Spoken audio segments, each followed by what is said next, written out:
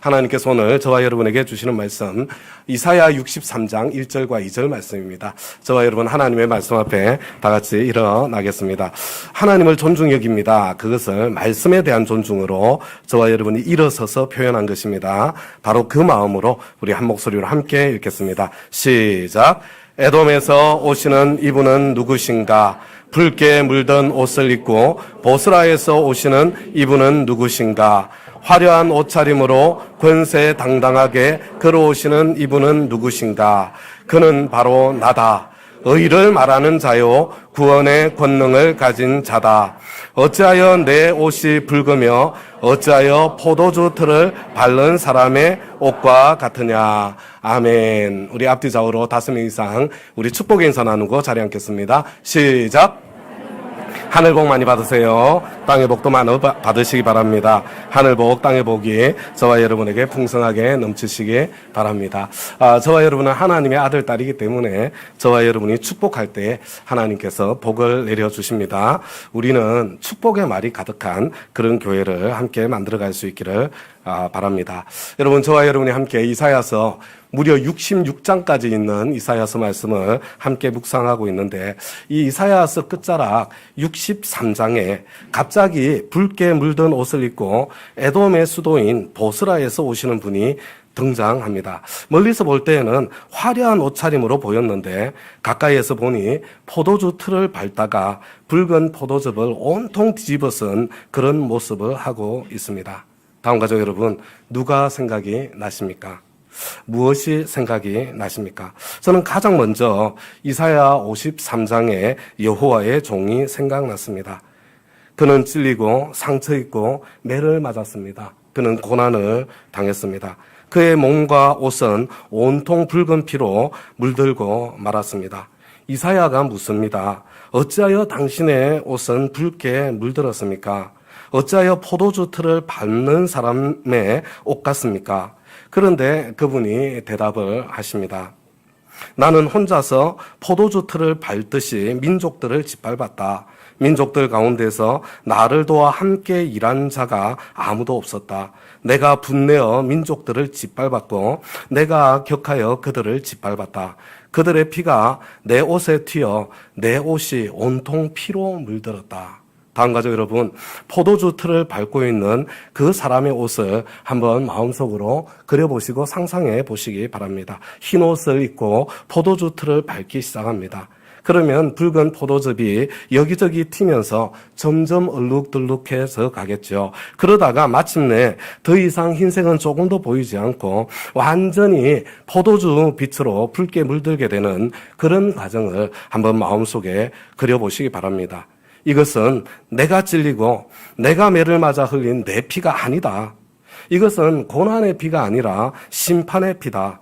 얼마나 단호하고 얼마나 격렬한 심판이었던지 주님의 옷이 온통 피로 물들어 있는 바로 그 모습입니다. 여러분 4절 말씀을 보시기 바랍니다. 복수할 날은 곧 심판의 날입니다. 여러분 복수할 날, 곧 심판의 날과 구원의 해는 이게 같은 날이에요. 동전의 양면과 같습니다.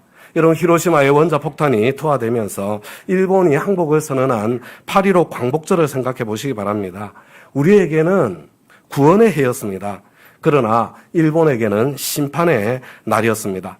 지금 누구에게 구원의 해입니까? 예루살렘에게, 이스라엘에게 구원의 해입니다. 누가 복수를 당하는 날, 누구에게 심판의 날입니까? 에돔이요 보스라입니다. 여러분, 이 보스라는 에돔의 수도입니다. 그런데 다음 가족 여러분, 조금 이상하지 않습니까? 성경을 좀 아시는 분들은 아마 이상할 거예요. 이스라엘은 누구이며 에돔은 누구입니까? 여러분, 이스라엘은 야곱의 후손들이고 에돔은 에서의 후손들입니다. 여러분, 야곱과 에서는 쌍둥이 형제지간입니다. 지금 이스라엘은 누구에게 고통을 당하고 있습니까? 지금 바벨론에게 고통을 당하고 있습니다. 그런데 하나님의 심판이 바벨론보다 먼저 에돔에서 지금 먼저 시작되고 있는 것입니다. 도대체 에돔이 이스라엘에게 무슨 죄를 지었길래 하나님께서 예루살렘을 구원하시는, 예루살렘을 회복하시는 그 심판을 펼쳐가시면서 바벨론보다 먼저 에돔을 심판하는 것일까요? 여러분, 시편 137편은 아주 특별한 시편입니다. 어쩌면 바벨론에 포로로 끌려갔던 이스라엘 백성들이, 저는 이사야 63장의 이 예언의 말씀을 기억하고 이 예언의 말씀에 대한 설교를 듣고 불렀던 찬송이 이 시편 137편이 아닐까, 저는 그렇게 생각합니다. 포로로 끌려간 이스라엘 백성들이 바벨론 강변 곳곳에서 고향을 생각하며 울고 있습니다. 그런데 그 강변 버드나무 가지에 하나님을 찬양할 때 사용하던 악기를 걸어두었던 모양입니다. 그런데 바벨론 사람들이 너희들 이스라엘 노래 한번 불러봐, 우리 한번 흥을 한번 돋워봐, 이렇게 지금 요구하고 있는 모습입니다. 포로로 끌려온 사람들에게 고향의 노래로 자기들의 흥을 돋워 달라고 이렇게 요구하고 있으니 여러분, 얼마나 비참하고 비통한 그런 심정이 들었겠습니까? 하나님께서 주신 그 음악적인 재능을 하나님을 찬양하는데 쓰지 못하고 성전을 허물고 하나님의 백성을 괴롭히는 바벨론 사람들의 흥을 돋구는데 그런 데나 써야 하는 그런 상황이라면 차라리 내 오른손이 말라 비틀어져서 내가 더 이상 수금을 연주할 수 없게 되기를, 차라리 내 혀가 입 천장에 달라붙어서 목소리가 나오지 못하게 되기를 원한다는 그런 비통함, 그런 원통함의 고백입니다. 다음 가족 여러분, 저와 여러분에게 혹시 남들에게 없는 그런 특별한 재능이 있습니까? 그것이 음악적 재능이든 춤추고 연기하는 재능이든 아니면 또 다른 어떤 실력을 갖추고 있든, 여러분, 하나님께서 저와 여러분에게 주신 재능, 그 실력들 지금 저와 여러분 어디에 발휘하고 계십니까? 어디에다가 그 실력을 발휘하시겠습니까? 돈 버는 데는, 흥청망청 마시고 떠들고 죄 짓는 자리에는 아낌없이 내 재능도 내 시간도 사용하지만, 정작 주님을 찬양하고 주님께 예배하고 하나님의 백성들이 함께 기뻐하고 즐거워할 그 자리에 사용하는 것, 그것은 아낀다면, 여러분, 오히려 그런 모습을 보고 비통한 마음이 들어야 정상인데, 오히려 그것이 정상적인 모습이라고 생각하고 있다면 그것은 하나님의 백성으로서 얼마나 안타까운 일이 되겠습니까? 저와 여러분이 하나님께서 저와 여러분에게 주신 재능을 아낌없이 발휘해야 할 그런 장소가 있다면, 그런 때가 있다면, 그것은 우리 주님을 찬양하고 우리 주님을 기쁘시게 해드리고 하나님의 백성들의 기쁨의 잔치를 위해서, 하나님의 소원을 풀어드리기 위해서 여러분, 그것들이 사용되어지는 것이 그게 마땅한 것 아니겠습니까? 여러분, 성탄절 이브, 우리 성탄 축하 페스티벌, 저는 오늘 이 영상과 간증이 있을 거라고 예상하지 못하고 설교를 준비를 했는데요. 우리 친교위원회에서 굉장히 조바심이 나는 모양이에요. 성탄절 이브에 아무도 안 올까봐 사람들이 적게 올까봐 조바심을 내고 있는 것 같은 그런 느낌이 드는데요. 여러분, 이 성탄절 이브를 한번 생각해 보세요. 온 세상은 자신의 쾌락, 자신의 욕망을 위해서 시간도 돈도 재능도 아낌없이 사용하는 그런 시간, 오히려 기회로 삼는 그런 시간입니다. 그래서 백화점 유흥업소들은 어떻게 해서든지 한 사람이라도 더 끌어모으려고, 여러분, 교회보다도 더 빨리, 교회보다도 더 화려하게, 교회보다도 더 아름답게 여러분 꾸미고 장식하고 있는 그런 모습 아닙니까?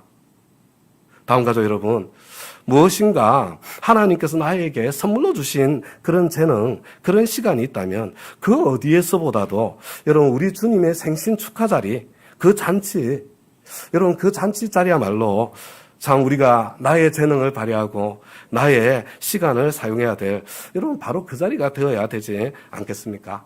그래서 저는 오늘 여러분들에게 부탁을 드려요. 여러분, 성탄절 이브 다른 약속 잡지 마시기 바랍니다. 우리 성탄절 이브는 정말 예수님의 생신을 축하하는 마음으로 우리 함께 다 같이 모였으면 좋겠어요. 대신에 우리 교회는 성탄절 당일날은 예배를 드리지 않아요. 그날 세상과 좀 다른 방식으로 우리 가족들이 함께 성탄절의 기쁨을 보낼 수 있도록 해드리려고, 성탄절은 따로 근데 모임을 갖지 않는데요. 근데 그날이 수요일이더라고요. 어떻게 하면 좋지? 여하튼 성탄절 특별 예배는 없어요. 그런데 수요 예배는 그대로 있습니다. 평상시처럼 하시면 되는 거예요. 여러분, 성탄절 이브에는 다른 약속 잡지 마시고 여러분, 성탄절 축하 페스티벌, 거기에 우리 VIP님들 이렇게 함께 모시고 세상과 전혀 다른 방식으로 우리는 얼마든지 기쁘고 즐겁게 이 시간을 즐기고 누릴 수 있다는 것, 그것이 무엇인지를 보여주는 그런 시간으로 함께 만들어갈 수 있기를 바랍니다. 가족 단위로, 목장 단위로, 초원 단위로, 부서 단위로, 여하튼 어떻게 만들어도 괜찮습니다. 우리가 함께 정말 주님 앞에 재롱 한번 들어보고 우리 VIP님들에게 천국의 기쁨을 한번 선물해주는 그런 자리를 함께 만들어 볼 수 있기를 바랍니다. 그런데 다음과 같이 여러분, 이 7절과 8절 말씀이 너무나 인상적입니다.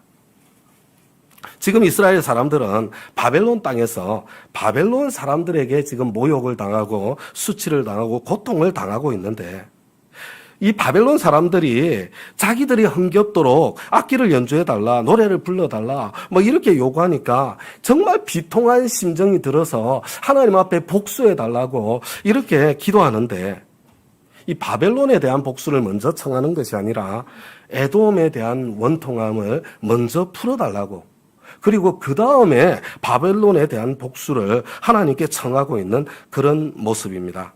여러분, 지금 포로로 끌려간 이스라엘 사람들에게 에돔에 대한 원한과 섭섭함이 사무쳐 있는 것을 보게 됩니다. 여러분, 그 이유가 무엇입니까? 여러분, 7절 말씀을 자세히 보시기 바랍니다. 주님, 예루살렘이 무너지던 그날에 이 에돔 사람들이 하던 말, 헐어버려라, 헐어버려라, 그 기초가 드러나도록 헐어버려라 하던 그 말을 하나님 기억해 주십시오. 여러분, 예루살렘이 바벨론의 공격을 당할 때에 주변의 도움이 얼마나 절실했겠습니까? 하물며 에돔은 이스라엘의 형제가 아닙니까? 그런데 예루살렘을 도와주기는커녕 오히려 바벨론을 편들었다는 것입니다. 오히려 예루살렘이 무너지는 것을 오히려 기뻐했다는 것입니다. 형제의 고통을 자신의 기쁨으로 삼았다는 것입니다. 여러분, 에돔의 모습은 그때뿐만이 아닙니다.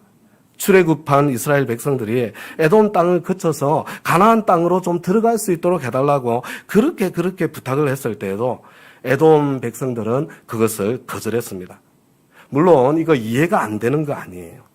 야곱이 속임수로 에서의 장자권을 빼앗았습니다. 에서의 후손인 에돔 사람들로서는 아마 그것이 정말 가슴에 사무치도록 여러분 못마땅했을 것이고 불쾌했을 것입니다. 아마 이들은 자신들의 복수가 정당하다고 생각했을 것입니다. 그러나 형제의 앞길을 가로막고 형제의 고통을 자신의 기쁨으로 삼는 행위, 여러분, 하나님께서는요 어떤 경우에도 그것을 좌시하지 않으십니다. 하나님께서 원수를 갚으실 때에 먼저 그런 사람을 먼저 철저하게 심판하셔서 그 책임을 먼저 물으십니다. 다음 가족 여러분, 아무리 나의 원수라고 하더라도 여러분 그들의 고통을 나의 기쁨으로 삼아서는 안 돼요. 여러분, 아무리 원수라고 하더라도 그들의 축복의 길을 내가 교묘하게 가로막는, 여러분 그렇게 원수 갚는 그런 자리에 서서는 안 되는 것입니다. 저와 여러분 복수심에 불타는 그런 인생을 살아서는 안 되는 것입니다. 여러분, 저와 여러분이 복수심에 불타면요, 맞아요. 그렇게 하면 물론 내 원수들이 고통을 당하겠죠.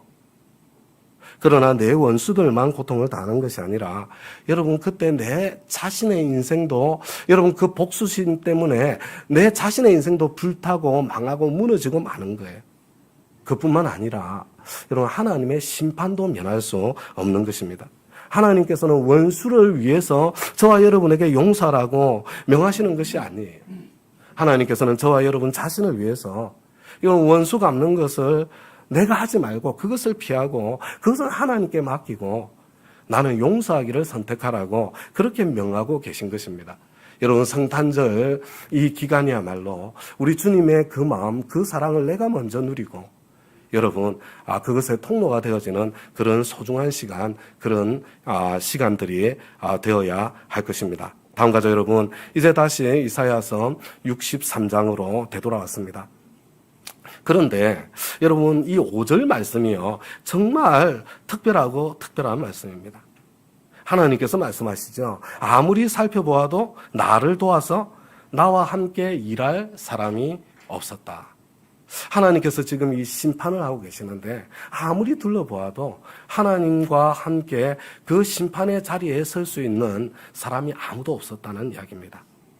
가늠하던 현장에서 남자는 도망가고 여자만 끌려왔을 때 우리 주님께서는 죄가 없는 사람이 이 여자를 먼저 돌로 치라, 심판의 자리에 서라, 이렇게 명하셨습니다. 그때 모든 사람들이 나이가 많은 사람들로부터 시작해서 어린 사람들까지 그 돌멩이를 내려놓고 그 자리를 떠났습니다. 오직 예수님 한 분밖에 그 자리에 남지 않았습니다. 심판의 자격을 갖추고 심판주이신 주님을 도울 자격이 있는 사람은 여러분 이방인 가운데 한 사람도 없을 뿐만 아니라 여러분 이스라엘 백성들 가운데에도 한 사람도 없었습니다. 다음 가족 여러분, 이사야는 바로 그 사실을 빨리 철저하게 깨달았던 것 같습니다. 에돔에 대한 심판이 이토록 철저하다면 여러분 온 세상을 향한 우리 하나님의 심판은 오죽하겠습니까? 그리고 에돔보다 나을 것이 전혀 없는 이스라엘 아니에요? 그렇다면 이스라엘 또한 그 하나님의 심판대 앞에 한 사람이라도 설 수 있겠습니까? 하나님께서 예루살렘의 원수를 갚아주신다면 그것은 이스라엘에게 무슨 자격이 있어서가 아닙니다. 오직 하나님의 한결같은 변함없는 그 사랑 때문입니다. 그래서 이사야는 이 심판의 주님 앞에서 하나님께서 이스라엘에게 베풀어 주신 변함없는 사랑, 그 사랑을 붙잡고 찬양하기 시작하는 것입니다.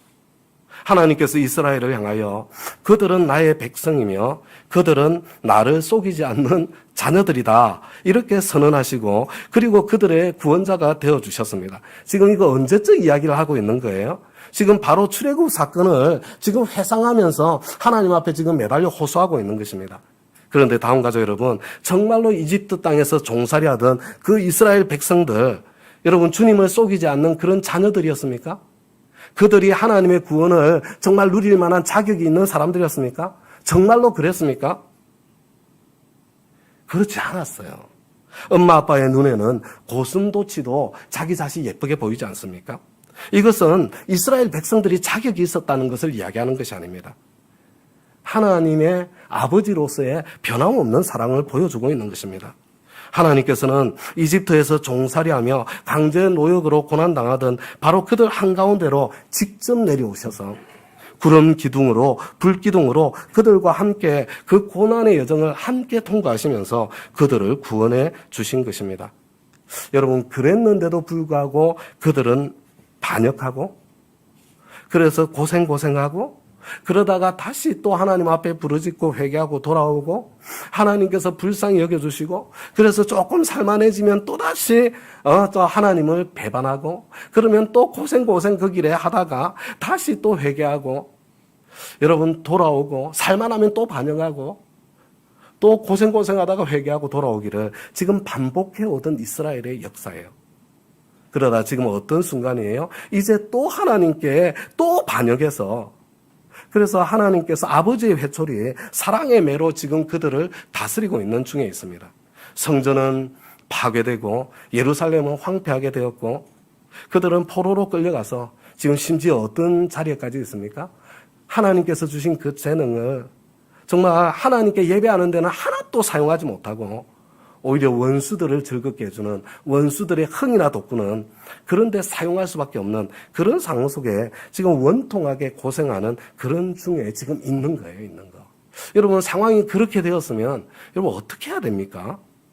아무리 염치가 없고 아무리 뻔뻔해 보여도 다시 좀 하나님 앞에 좀 또 회개하고 부르짖고 그래야 되는 거 아닙니까? 그런데 그들은 오히려 불평하고 원망합니다. 그의 백성 곧 양떼의 목자들을 바다로부터 올라오게 하신 분이 이제는 어디에 계시는가? 그들에게 그의 거룩한 영을 넣어주신 그분이 이제는 어디에 계시는가? 그의 영광스러운 팔로 모세를 시켜서 오른손으로 그들을 이끌게 하시며 그들 앞에서 물을 갈라지게 하셔서 그의 이름을 영원히 빛나게 하신 그분이 이제는 어디에 계시는가? 말이 광야에서 달리듯이 그들을 깊은 바다로 걸어가게 하신 그분이 이제는 어디에 계시는가? 여러분, 그들은요, 지금 돌이키고 회개하기를 선택하는 대신에 오히려 하나님 어디에 계십니까?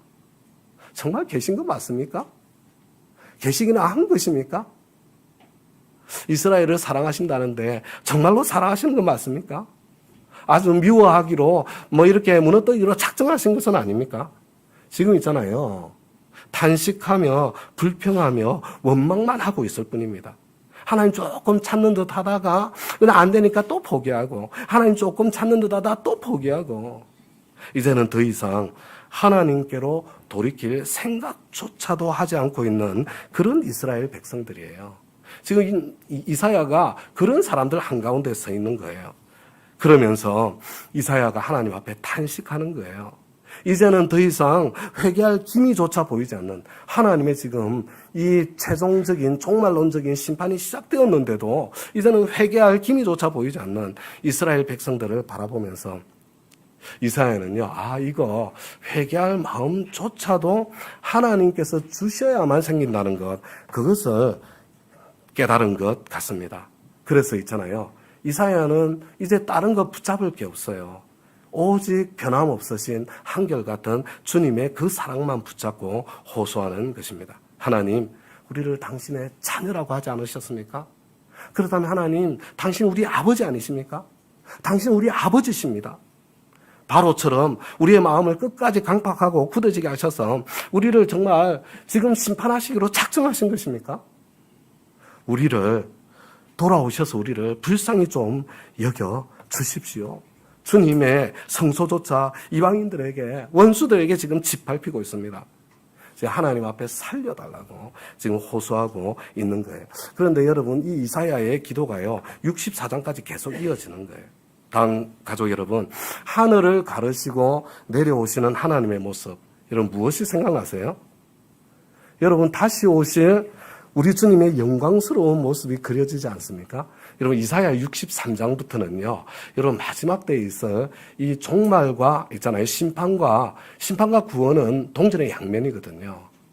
여러분, 이 궁극적인 심판과 구원을 지금 이 이사야서 마지막 63장부터 지금 말씀하고 계신 거예요. 왜 하나님께서 하늘을 가르시고 내려오십니까? 사방이 막혀 있기 때문에. 사면 초가의 상황. 하늘만 쳐다볼 수밖에 없는 상황. 그런데 하늘조차도 막혀 있는 것 같은 그런 절망의 상황. 그런데 우리 하나님께서 그 절망의 하늘을 가르고 내려오실 때에 여러분 뭐라고 되어 있어요? 마치 불이 섭을 사르듯이, 마치 불이 물을 끓이듯 할 것입니다. 여러분, 다음 가족 여러분, 이 불이 섭을 사르는 그런 장면 혹시 직접 보신 적 있으십니까? 여러분, 처음에는 작은 불씨로 시작이 돼요. 혹시 꺼져버릴까봐 걱정이 될 정도로 보잘것없는 작은 불입니다. 그런데 어느 순간에 이 불이 확 붙기 시작하면요, 갑자기 그 세계에 그 불길이 그냥 갑자기 치솟기 시작하는데, 여러분, 사람이 가까이 가기도 힘들 만한 그런 거센 불이 일어나게 되지요. 여러분, 물이 끓는 모습을 혹시 보신 적 있습니까? 여러분, 처음에는요, 아무 일도 일어나지 않는 것처럼 보입니다. 무려 90도가 되었는데도 여러분, 뽀글뽀글 기포 몇 개 나오는 거예요. 95도가 되었는데도 정말로 이게 끓기나 하는 거야? 이게 끓는 거야? 그런 생각이 들어요. 99도가 되어도 그냥 기포 몇 개 뽀글뽀글 올라올 뿐입니다. 그런데요, 여러분, 이게 100도씨가 되면요, 한순간에 갑자기 확 하고 뒤집어지기 시작하죠. 그 세계에 끌어오르기 시작하는 것입니다. 여러분, 우리 주님의 마지막 심판은 이렇게 찾아오는 거예요. 여러분, 에돔의 심판 정도로 작고 미미하게 이게 시작한 건가? 시작되는 것처럼 보이다가 여러분, 걷잡을 수 없이 거세고 강하게 찾아오는 것이 여러분 주님의 마지막 심판입니다. 과거의 출애굽 때에 시내산에서 율법을 주실 때에 주님께서 친히 하늘을 가르고 내려오셨죠. 여러분, 누가 그런 일이 일어날 것이라고 상상이라도 예측이라도 하였겠습니까? 하나님 당신 외에 누가 그렇게 할 수 있습니까? 그런데 안타깝게도 우리 자신에게는 그렇게 주님께서 하늘을 가르고 내려오실 때에 주님의 구원을 기대할 자격이 조금도 없습니다. 우리가 어떻게 구원을 받겠습니까? 그런데 여러분 지금 그 상황 앞에 서 있는데 아무도 주님을 찾지조차도 않습니다. 철저한 절망이 드리워져 있습니다. 여러분 이것이 온 세상이 처한 모습이고요. 여러분 이스라엘이 처해 있는 바로 그 모습입니다. 여러분 다 같이 한번 함께 읽을 텐데요. 여러분 이사야의 심정으로 한번 그 상황 속에서 우리 이사야서 64장 8절과 9절을 이사야의 심정으로 한번 읽어보겠습니다. 시작. 그러나 주님은 우리의 아버지이십니다. 우리는 진흙이요 주님은 우리를 빚으신 토기장이십니다. 우리 모두가 주님이 손수 지으신 피조물입니다. 주님 진노를 거두어 주십시오. 우리의 죄악을 영원히 기억하지 말아 주십시오. 주님 보십시오. 우리는 다 주님의 백성입니다. 주님, 우리에게는 소망이 없습니다. 우리가 아무리 소망이 없다고 하더라도 그래도 주님은 그래도 우리의 아버지이십니다. 우리의 창조주이십니다. 우리는 주님의 자녀들이고 피조물이며 주님의 백성입니다. 주님의 성전이 이렇게까지 황폐하게 되었는데 우리의 형편이 이러한데도 주님께서는 그저 가만히만 계시겠습니까? 우리마저도 그렇게 심판하시고 끝내고 마시겠습니까? 우리를 불쌍히 여겨주지 않으시겠습니까?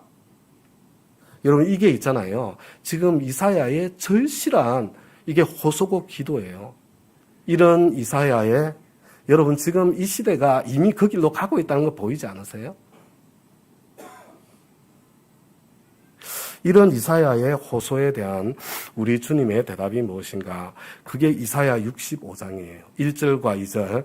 오늘은 여기까지만 할 거예요. 1절, 2절까지만. 끝까지 안 가요. 다음 주에 이제 66장까지 갈 겁니다. 여러분, 그런 이사야의 그 절실한 호소에 대한 우리 하나님의 대답.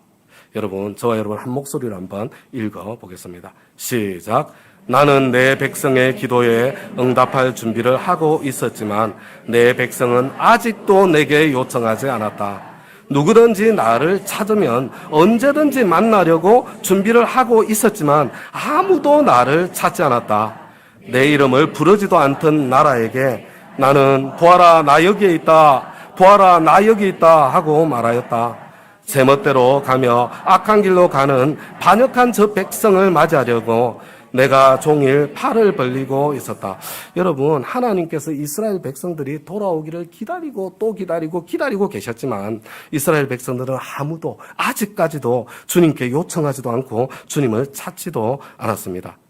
그래서 여러분 이게 중요한 거예요. 우리 하나님께서는 여러분 내 이름을 부르지도 않던 나라에게 여러분 이게 누구예요? 이스라엘 백성들을 기다리고 또 기다리다가 이제 있잖아요. 내 이름을 부르지도 않던 백성에게 누구예요? 여러분 바로 저와 여러분과 같은 이방인들을 이야기하는 거예요. 여러분 주님께서 그 끝에 지금 이방인들에게까지 구원의 문을 열어주신 거예요. 이방인들에게 보아라 나 여기에 있다. 보아라 나 여기에 있다 말씀하시면서 지금 구원의 문, 복음의 문을 활짝 열어주신 것입니다. 여러분 우리 하나님께서 이렇게 하시는 이유가 뭐예요? 내가 이렇게까지 하는 이유가 제멋대로 가며 악한 길로 가는 반역하는 저 백성 누구 이야기하는 거예요? 여러분 이건 이방인들에 대한 이야기가 아니에요. 반역을 밥 먹듯이 하는 여러분 이스라엘에 대한 이야기입니다. 지금 하나님께서 이방인들에게까지 복음의 문을 열어주신 궁극적인 하나님의 그 마음 소원이 뭐냐면 여러분 이스라엘을 하나님의 약속을 가지고 있는 이스라엘의 구원을 지금 위해서라고 말씀하고 있는 거예요.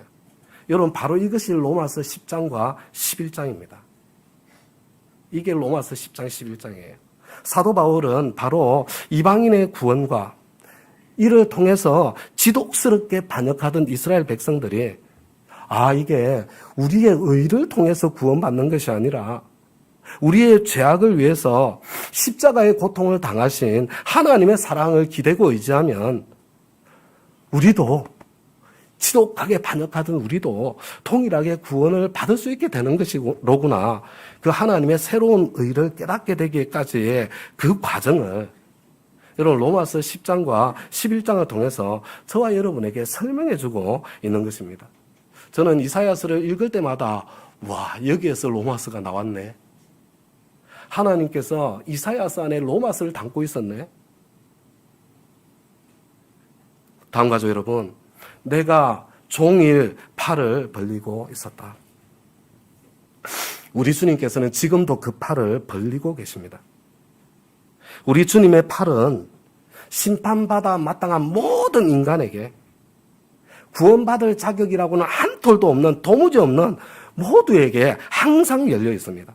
여러분, 이방인들에게도 열려 있고 유대인들에게도 열려 있습니다. 누구든지 돌이켜 회개하고 주님의 이름을 부르는 자는 십자가 지신 메시아의 그 고난을 통해서 구원의 문이 열리게 될 것이고, 끝까지 고집을 부리고 끝까지 거역하는 그런 사람들에게든, 그것이 유태인이든 그것이 이방인이든 심판의 문이 열리게 될 것입니다. 다음 가족 여러분, 우리 주님의 옷은 붉게 물들어 있습니다. 누구든지 주님의 이름을 부르는 자들을 위해서, 그들을 구원하기 위해서 당신이 흘린 피로 붉게 물들어 있고요.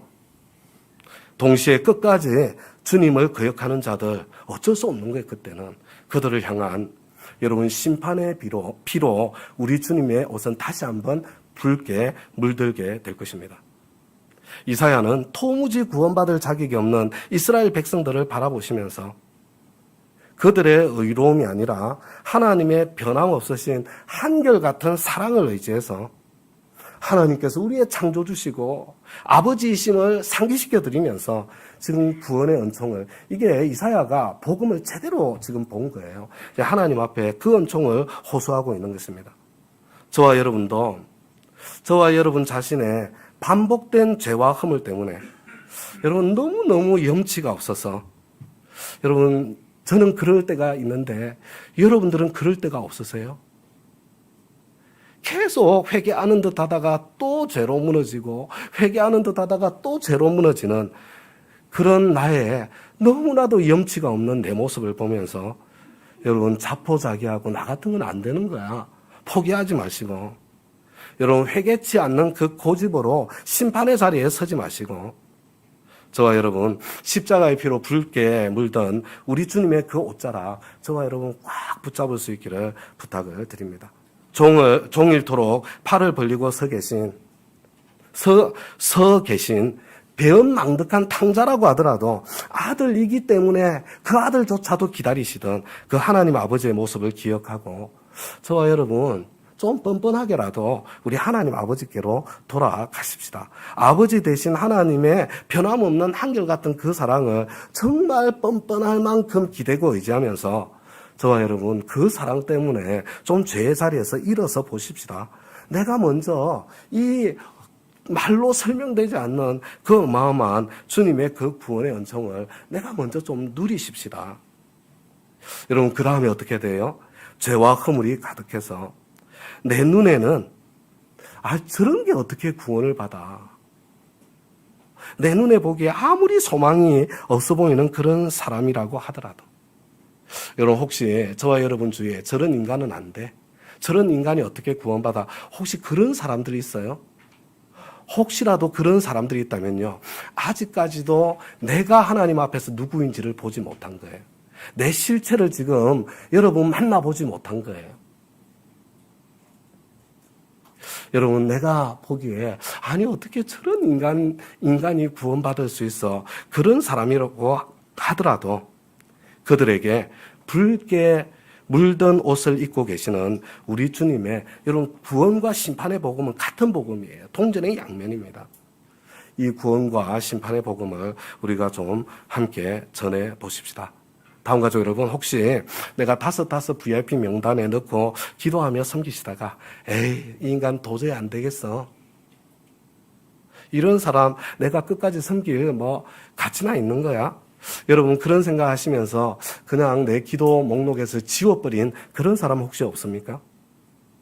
혹시 우리 가족, 우리 목장 식구 중에 지금까지 섬기다 이 사람은 안 되겠다, 내가 이 인간을 위해서 이렇게까지 해야 돼, 그래서 혹시 여러분 내 섬김의 대상에서 지워버린 사람이 있습니까? 여러분 혹시 이전에 우리 목장 식구였는데 중간에 내가 포기해버려서 이제는 그나마 있던 이게 목장 있잖아요. 그게 구원의 끈이에요, 끈. 그나마 있던 그 구원의 끈, 그 길에서 아예 멀어져 버린 혹시 그런 분이 계시지는 않습니까? 여러분, 성탄절이 어떤 날입니까? 여러분, 바로 그런 사람들을 위해서 우리 주님께서 붉게 물든 그 옷을 입기 위해서 오신 날, 그 날이 성탄절 아닙니까? 여러분, 이번 우리 12월 달을 보내면서 그런 한 분 한 분을 향한 관심과 사랑으로 여러분, 좀 그런 한 분 한 분을 초대하는 자리가 이게 있잖아요. 성탄절 이브 성탄 축하 페스티벌이에요. 여러분, 우리 주님의 생신 잔칫날입니다. 여러분, 그 한 분 한 분을 우리가 기도하는 가운데 관심과 사랑으로, 야, 교회 와봐. 이거 못해도, 야, 엄청 재밌어. 한번 같이 가보자. 이건 할 수 있잖아요. 그렇게 우리가 함께 우리 성탄절 이브에 딴 데 가지 마시고요. 그 제자리 밖에 더 있어요. 딴 데 가지 마시고 지금부터 딱 마음을 정하셔야 돼요. 아, 내가 이날 한번 진짜 예수님의 생신답게 한번 세상과 전혀 다른 방식으로 한번 즐겨보겠다. 그렇게 즐길 수 있는 자리를 내가 한번 만들어 보겠다. 그런 마음으로요. 우리 한번 성탄절 선물 제대로 우리 주님께 한번 드려보는 그런 우리의 2024년 성탄절 이브 될 수 있기를 우리 주님의 이름으로 부탁드립니다.